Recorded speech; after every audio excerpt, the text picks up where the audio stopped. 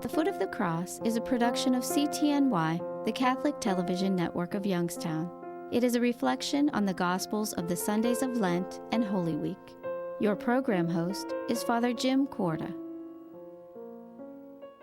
Easter is primarily a feast of life beyond the grave, but the vast majority of us are more interested in this present moment than in the life to come. That is not to say that the life beyond the grave is of no vital importance to us. On the contrary, there is one fact in this life that most of us are interested in, and that is death. Death is one of those absolutes in life. And this is the place where Easter becomes a vital part of this present moment. If we look at the experience of those first disciples on that first Easter morning, we can discover that their concerns were very much like our concerns. The burden of their heartbreak at Calvary was their love of the person on that central cross. They could not believe that it happened the way that it did.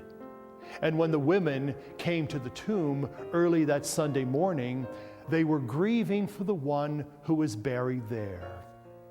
The gospel for this Easter Sunday tells us that the most important thing in life for them was the tragic death of the one whom they loved so much. The Easter message tells us that the human personality is not destroyed by death.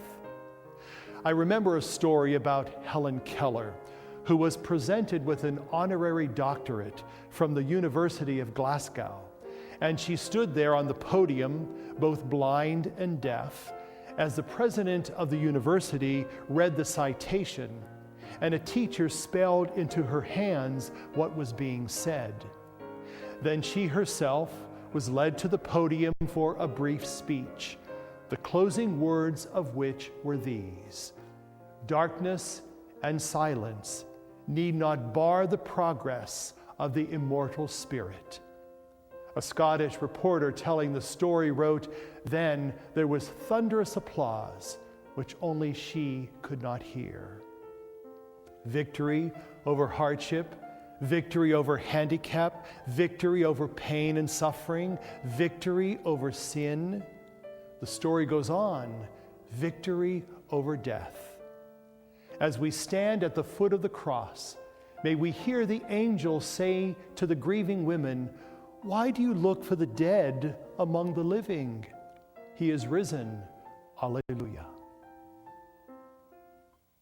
241.